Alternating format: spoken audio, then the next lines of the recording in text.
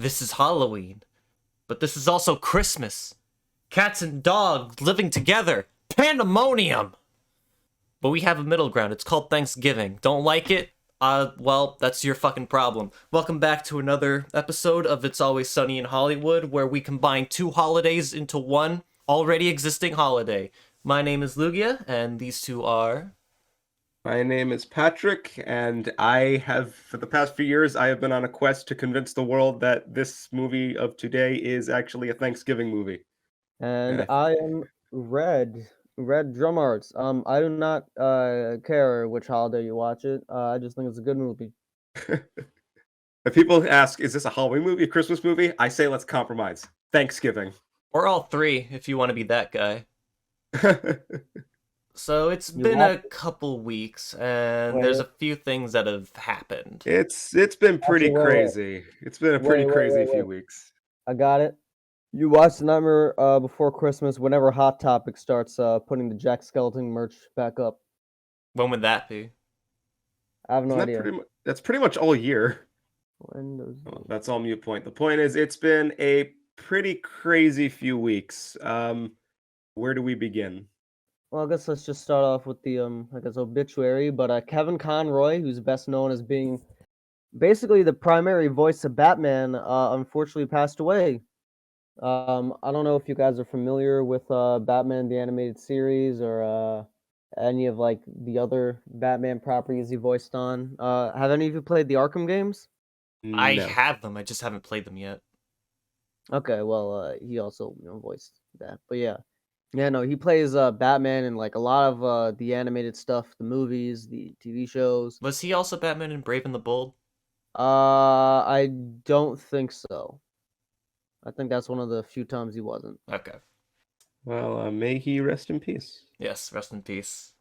Something interesting about him is that he was actually gay, one of the first openly gay voice actors, and Huh. there's Alright. actually this interesting comic about his kind of experience. So I recommend that. Maybe you guys you can check that out. Why don't you guys talk about the video games now? Pokemon. Well, actually, Luke, I believe you should take this one because I do believe you have played through a certain game that came out a few days ago.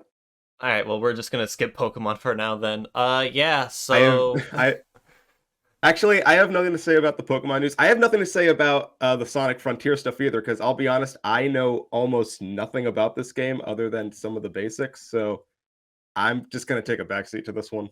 Alright, so yeah, Sonic Frontiers thinking- came out a couple weeks ago. Well, I was thinking we could start off with Pokemon because Yuji Naka, we could transition to. Yes. Well, smart thinking. we're smart already thinking. here, so we may as well just keep going. Oops. It's alright. Sonic Frontiers is out. I have played and beaten it and gotten all the achievements on Steam. And all in all, it's good. It's not great. I have some problems with it. I do like the open world structure a lot. I think it works very well for Sonic. Cyberspace levels can kiss my ass, though. Those are not designed with Sonic's new control scheme in mind. They're just probably like the worst of 3D Sonic out there. But Red, have you played it? I have not yet. No. Okay. Fuck, this is hard since I'm the only one who played this. I don't know. I've heard a lot of good things about the game. It seems to be getting a most positive reception. Well, from fans. Critics are like, nah, this is like '06 again. And I think critics they're just kind of mixed. They don't think it's like the worst thing ever, but they don't love it. The game does suffer from a lot of constant pop-in. Like, you'll be 5 feet away from an object that's supposed to load and it'll just snap into existence. That can get a little annoying, but there is a compromise. The game's loading times are super fast, especially when you fast travel, because you just instantly teleport to where you want to fast travel. So I guess there's that. The boss fights. I want to get into the boss fights. Is it okay if I kind of spoiled this, Patrick? Patrick, you here? Can you hear us? I'm here. I muted. I muted this entire conversation because I don't want to know anything. Oh shit. Oh. Okay. Okay. We were about to talk about the boss. Okay, then mute again. We will let you know when put deafen or something. We'll let you know Boop, boop, when boop. we're done with the conversation. Yes, I'm that crazy guy who wants to go in blind. Guys, I haven't even heard anything. I don't know anything about Kirby and the Forgotten Land either. That's how ridiculous I am. Because I like to be surprised. Oh, ho, Yeah. ho. Anyway, I'm muting again. Okay, I'll just briefly go over the boss fights. So all the primary bosses that you fight on the end of each island is a straight up supersonic fight. I think those are easily the highlights of the game. They might be considered like, cutscene fights, but the music that plays in them, especially the first one, Undefeatable, that is one of my new favorite songs in the entire franchise. Probably my favorite lyrical track in the entire franchise. Like, I thought it couldn't get any better with Me from Black Knight, but I think it has a beat. And the other boss themes are also fantastic too. If you like Metal Gear Rising's approach to boss music, you're gonna love Frontiers. Oh yeah. Speaking of which, is it actually like does it have other character action elements to it? Because I heard some comparisons with like the combo system. Um, yeah, it's not necessarily like hack and slash per se. You have some attacks that you can do on the fly and chain together. It's nowhere near as complex as, say, Devil May Cry or Bayonetta, but it's something. Cool. Just don't go in expecting like the next hack and slash game that you're gonna sink 1,000 hours into, because it's nothing like that. Is it better than Unleashed's sort of God of War I combat? can't say from experience. I've only played the Wii version of Unleashed, so I Oh, guess okay. it's better than that. I don't know about the HD version though. See, the funny thing about Sonic Unleashed is that people kind of like hate the combat in there, but I'm gonna be honest, it's like beat for beat the God of War combat. So like I don't think it's bad combat. I just think it's a little off-putting the way they kind of implemented it. Yeah. Okay. Anything else to say about Sonic Frontiers? I'm very surprised that the final boss is Ikaruga. I think that's it. Okay. Hi. Okay. All right. Yeah, we're Okay. done with Frontiers now. Okay. So since we're on the topic of Sonic, well, one of the prime creative voices behind Sonic has recently been arrested for insider trading. This was Yuji like Naka. it was Dragon Quest related or something, right? Yeah, because Mhm. he worked at Square Enix. So apparently, what happened is he bought like a bunch of stock in this company that's working on the new like Dragon Quest before it was announced, which is that's insider trading. So yeah, crazy to think. Mr. Yuji Naka is not all right. I think it'd be kind of funny if like the plot of like Sonic Adventure 2 just played out where it's like I'm being framed and like there's an evil Yuji Naka out there. Shadow the Naka. I don't know. Square Enix pisses on the moon. Anyway, I think this is our last bit of news, unless you guys want to add anything. Yeah. Last bit of video game news. Pokemon, the new Pokemon game finally came out. I have not played it, but I think it looks pretty bad. Oh yeah, this is sort of the problem with yearly releases now. I can't say from experience with Sword and Shield. I've only put about 15 hours into it, and I don't remember much. I dropped off Pokemon hard after that game, so I haven't really. Really? Yeah, And how long I. ago? How many years ago was it? This was like a year or two ago. Ah, so recently. So I haven't Um, played Legends Arceus despite what my friends have been telling me, So, and dare I ask what happened? Game Freak, I don't know if it's like their business practices or if it's the Pokemon company's fault, but they've been trying to push out these mainline Pokemon games year after year, and it's starting to catch up with them the fact that they can't keep doing this forever and release a quality product. This is Here's the thing that happens. Basically, their deadlines never change, but the technological demands of each game gets higher and higher, and their team like doesn't change. So basically, every year they get more and more work, and I think it's starting to catch up on them. Uh-huh. They were able to keep it up in the 2D games. I know like Gen 6 was very criticized because it's like one of the most stripped back games because it was their first 3D one. Gen 7 decided to change things up, but once they start having to make home console games, I think the basket kind of fell out, and they're kind of unable to keep up with demands. And if for some you've reason, been they on won't hire social more media, people. you will see a lot of people post glitches that happen throughout the game, clipping through walls, character models, requiring an exorcist to cure fucking the sandwich. Your character eating a sandwich. Have you seen that one? I have not. What happens when your character eats a sandwich? It is just a picture of a sandwich as a background, and your character just tries to eat it like they're eating air. Huh. Ah, Let me see if I can find that for you. Hold up. sorry, my mind just Mine- immediately went. My mind just immediately went to the invisible sandwich from Big Hero 6. My most disappointing element though is that I don't think the designs are good this time.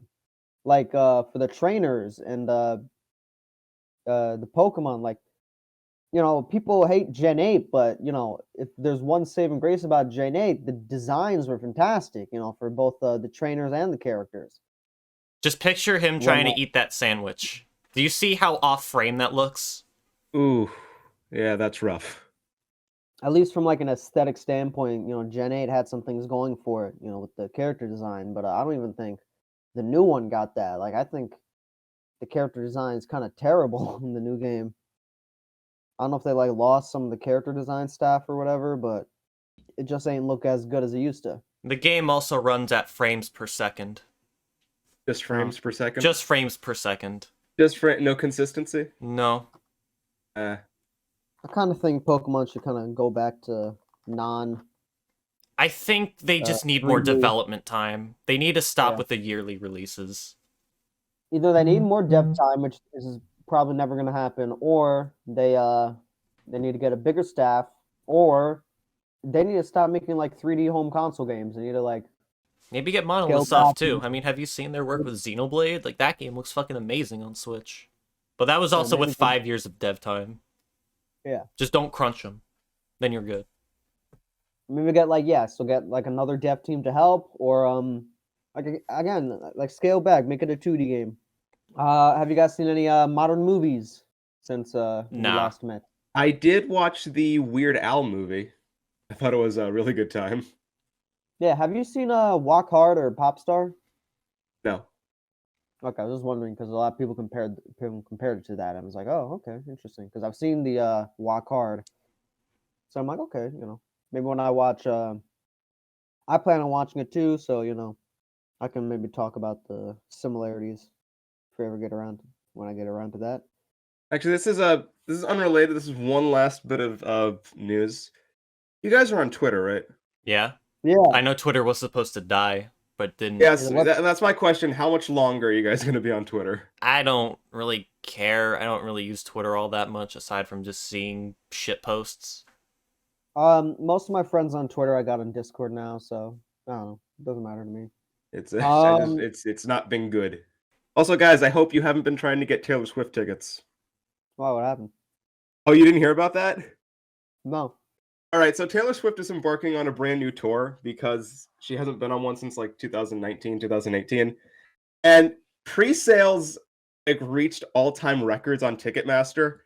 There were like 2,000 people in a wait line waiting for hours to get tickets. The Ticketmaster was constantly crashing and experiencing glitches, and customer service was not doing so hot. So Ticketmaster, in their wisdom, decided, all right, we're just gonna stop selling tickets right now.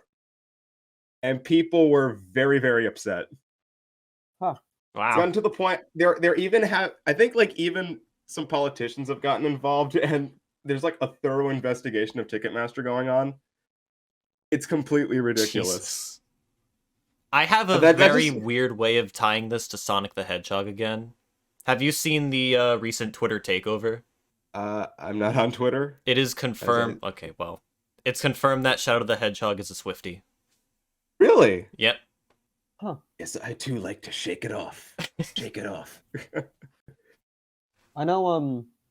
No, I thought you guys ever told you. I actually went to a Taylor Swift concert once. Really? Did? Yeah. When I was in Atlanta, one of the Thanksgivings or whatever, I'm visiting my cousins.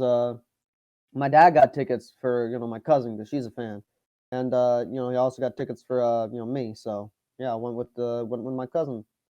I'd love to go to a Taylor Swift concert one day, but I don't think I'm gonna be able to make it to this tour. I'm not a Taylor Swift fan, but I mean, Yeah, I'm not a big fan of her either. It was cool. Charlie XCX was there. Yeah, some other opening acts. Actually, I can tie back to Weird Al in a way. Fun fact about me: Weird Al was the first concert I ever saw. That I remember. Oh, cool. My parents completely surprised me. They said, "Hey, we're gonna go out for a bit. Just dress nice," because we went to like a restaurant before, like a fancy restaurant before. And then they brought me to a venue. I'm like, what's this? And then I saw Weird Al merchandise. I'm like, holy shit! That was a fun night. But you, Lugia, you ever been to a concert? No. Really? You know me, I don't really like loud noises, and being surrounded by a bunch of people screaming their lungs out for these bands, that's just not for me. I'm not Fair enough. claustrophobic, I just hate people screaming in my ear or just like other loud noises. That's why I don't like fireworks. Hmm. I don't know, that's just a me thing. No worries. No worries. You No, do that's you. cool. But Anything that's else? pretty. Nah, that's pretty much all I got. It's been quite a week, hasn't it? 2 weeks. 2 weeks. Yeah. Alright, well, shall we get the ball rolling with Tim Burton's The Nightmare on Elm Street? I see absolutely no reason to stall. All right, so despite Tim Burton being in the title, this movie was actually directed by Henry Selick. Tim Burton was a producer and writer. This was also based on a poem he wrote in 1982. This movie had a budget of $24 million and made almost $100 million. It was about 91.5 million.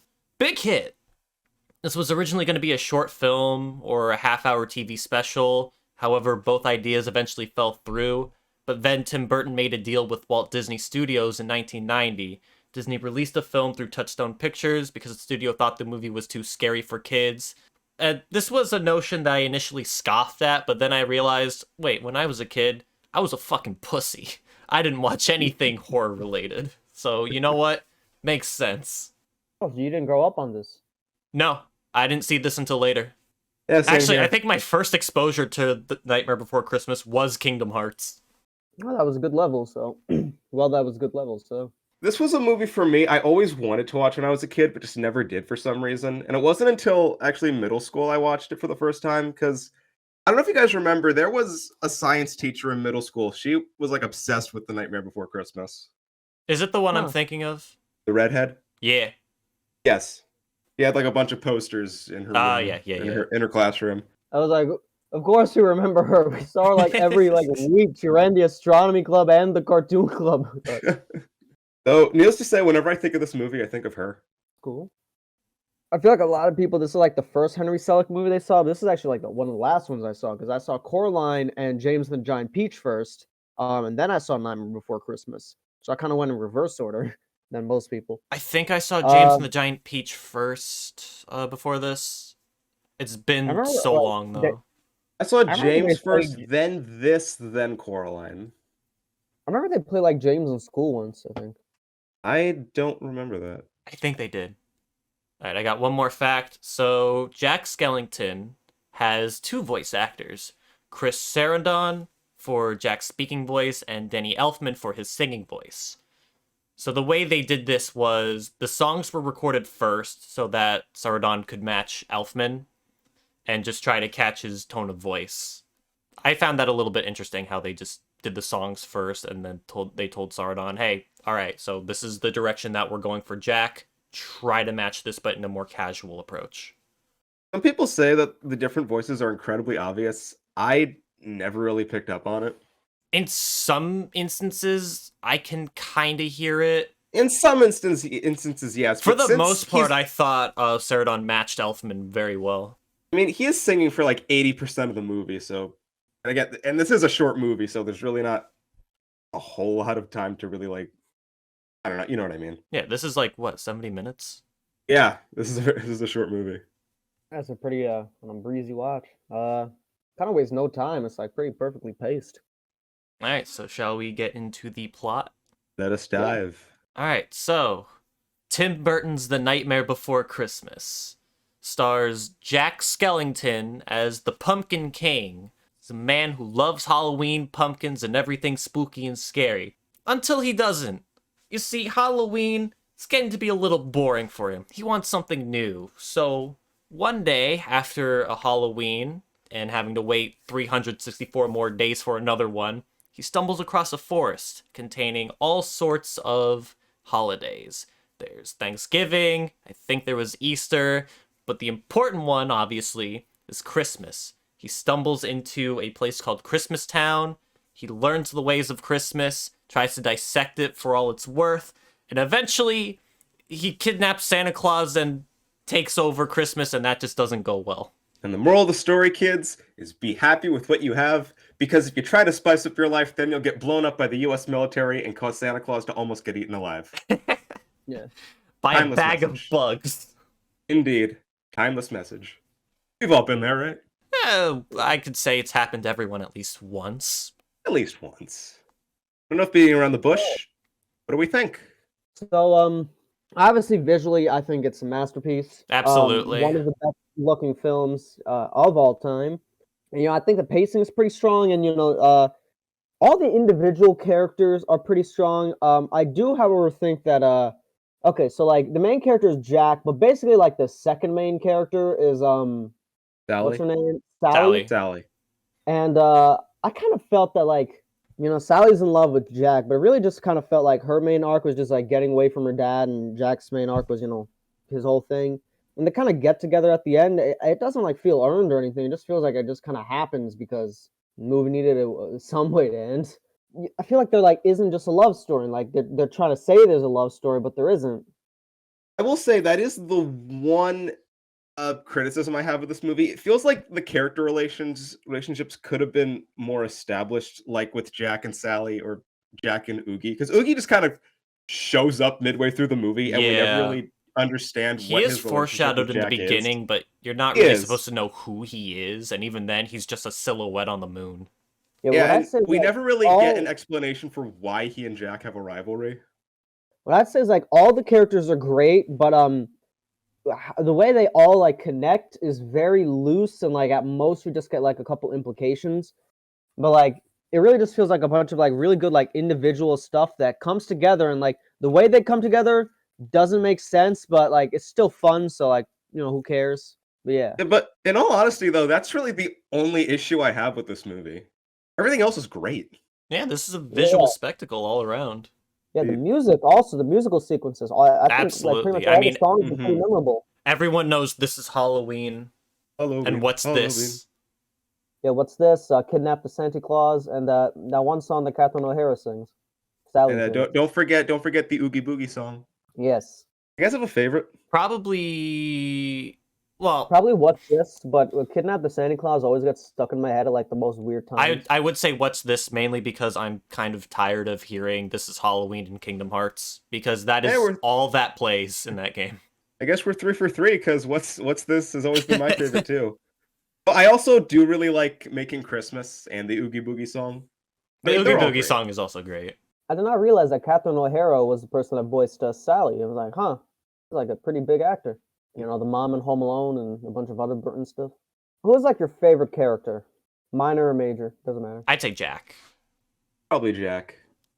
I think I really like a lot of the side characters just because I think their designs are great. I like the mayor a lot. The way he turns his head to show his emotions. That's Yes, really the good. mayor- The two-faced politician. I thought like the three kids were pretty funny. They were used. Lock, shock, pretty and barrel. effectively. Yeah. There's one character. I don't think he has a single line, but he's the guy with like a sticky face. You know what I'm yeah, talking about? yeah. I don't know. That guy just always stuck out to me for some reason. This is like such a cool world, and I'm glad they made a video game to explore it. Although what always bothered me is in the forest when there's all the different doors. I want to know what's in those other doors. I think everybody does because everybody I've ever talked to, they're like I want them to make movies about other holidays. Well, didn't they make a sequel and a prequel?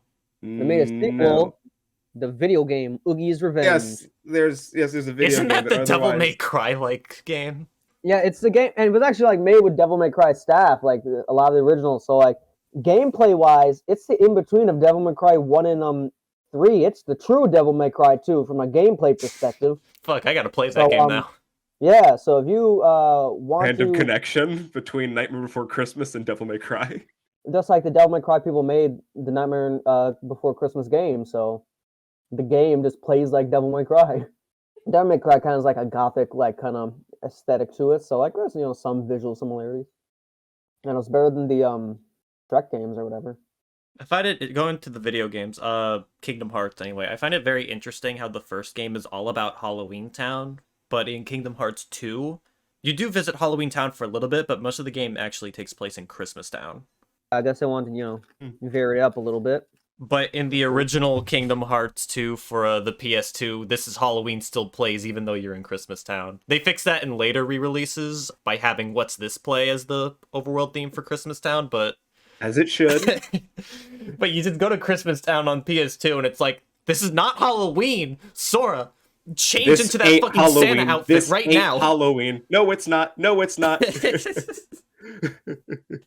Speaking of Kingdom Hearts, a lot of people don't actually realize that this is a Disney movie. So I think this should be in a discussion with every other Disney animated film. All right. I can get behind that. This is the true start of the Disney Renaissance. It was not. This was when did Little 1993. Mermaid come out? Little Mermaid came out in 89. This came out in 93. Oh, okay. Then this is part of the Disney Renaissance. Fuck you, Lion King. Fuck you, Aladdin. This is the real Disney experience. Actually, no, I do think Aladdin and Okay.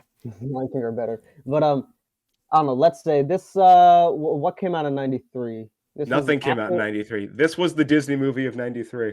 Yeah, this was in between Aladdin and Lion King. I'm like, you know what? Yeah, this. I'd say it fits. This should be the '93 Disney Renaissance film. Or when did Goofy movie come out? 95. That was '95. Okay, never mind. You got what? Fucking Rescuers Down Under, Beauty and the Beast, Aladdin, and then we got Nightmare Before Christmas. Nightmare Before Christmas. Oh, it's too scary. Hunchback of Notre Dame, got a similar kind of creepy aesthetic to it, so I'd say it works. It fits. Do we Okay, have anything else, or is that it? Let's see.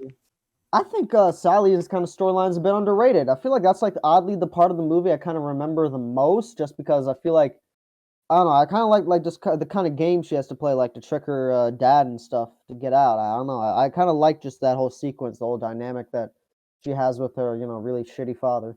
Actually, this extends to Sally, but I find it very interesting how they use certain character proportions, like, or what their gimmick is, like, throughout the movie. So Sally is a stitched together human. She constantly has to lose her limbs to gain the upper hand. Who else? Her father, you see that his brain is detachable, so he figured, you know what? I may as well just use half of my brain to make another me who's as smart as me. I thought that was really clever. There's a lot of little details like that throughout the entire movie. The world building is very strong. It was like I know we complain about how it implies stuff, but I think some of the implications are kind of just cool because like they imply like a history and like all these characters with their designs, you can kind of glean a lot from them. Just from Basically, the biggest criticism is that it leaves you wanting more. Yeah, This is even, after all, really short. Mm-hmm. Yeah, I'd give it like definitely a thumbs up. I recommend. If you like this, just check out every other Henry Selick movie and play Kingdom Hearts. And I guess Oogie's Revenge, whatever that game was. Yeah. Nightmare Before Christmas. Is that a prequel or a sequel? Sequel. Right, because Revenge in the... I'm an idiot. Oogie's Revenge, before he was supposed to have revenge. Yes. It's the revenge of the revenge. But yeah, no, this is a solid 9 out of 10. I just wish the characters were a little more fleshed out in terms of how the story wants them to conclude. But other than that, it's a fun time through and through. Perfect for Thanksgiving. Fuck you, Halloween, and fuck you, Christmas. Yeah, it's great. Original concept, great music, fun characters, great stop motion, and again, timeless message. So, I believe it is your turn to recommend, Patrick. Yes, okay. I know I had like 2 weeks to prep for this, but I have no idea. Okay, we've been on a Thanksgiving kick with Rocky and this. Do I want to continue that, or do I want to do something else? That's your call, in all honesty. I had some ideas for what I could choose for a Thanksgiving movie, but I would go straight to my Christmas recommendation if I could, but I'm not going to be that guy. Nothing's stopping you. I know, but I'm stopping me because again, I don't want to be that guy. I won't be that guy. But you know what? Fuck it. I'm gonna give you guys a choice. Actually, all right. I'll do this often, but I had 3 movies floating in my head, and they all connect to food in some way. We're not doing food fight again. Why would we do food fight? No, we're not. Okay. One is Cloudy with a Chance of Meatballs. The other is Hoodwinked. And the third is a movie that recently came to my attention because one of my friends told me this is like a big guilty pleasure of theirs. It's called The Adventures of Food Boy. I've never heard of that one. So I I vote leave it to you Cloudy. guys. I'm voting What? Cloudy. I'm voting going Meatballs. Cloudy. All right, Cloudy with a Chance of Meatballs it is. Part of me wants to do Hoodwinked, but not just yet. I'm just Hey, curious easy. about the Food Boy thing.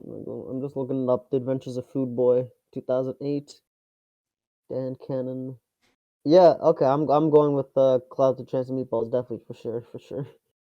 All right. And the food related thing that fits Thanksgiving kinda. So yeah, hell yeah. A little Okay. bit. So next week we'll be talking about Lord and Miller's Cloudy with a Chance of Meatballs. And I don't know, we might talk about the sequel briefly. I've only seen the sequel once, and I don't remember much about it. I only saw the sequel once with Patrick. I'm not in a rush to talk about the sequel. Yeah. Got a way to close out?